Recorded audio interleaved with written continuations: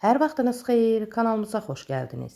Bugün kanalımızda asan üsulla qaynatmadan kompotu necə hazırlayıram onu sizə çəkib göstərəcəm. Kompotu hazırlamaq üçün təmiz yuduğum feyxuaların uç hissəsini kəsib götürürəm. Əvvəlcədən steril etdiyim butulkaların içərisinə yığıram.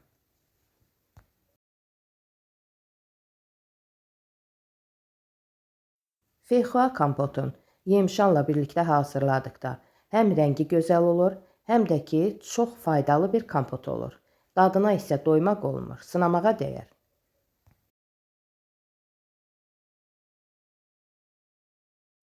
Tək yemişan kompotunun üzərinə isə 3-4 dilim naringi əlavə edirəm. Naringi ilə yemişan kompotu da birgə çox ləzzətli olur, sınamağa dəyər.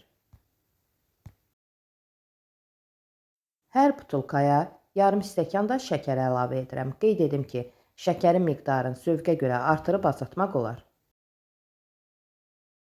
Sonda qaynar su ilə doldururam. Su mütləq qaynar olmalıdır.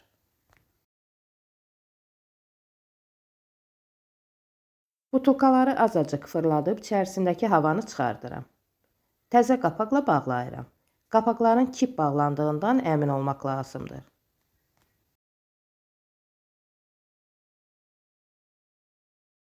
Azacıq sirkələyirəm ki, içərisindəki şəkər ərsin. Digərlərini də eyni qaydada bağlayıb sirkələyirəm.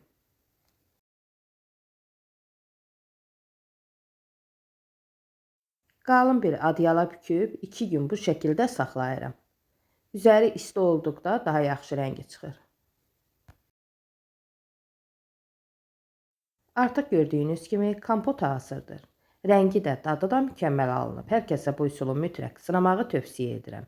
Videom sizlər üçün faydalı oldusa, izləyərkən bəyənməyi, kanalımıza abunə deyilsinizsə abunə olmağı unutmayın.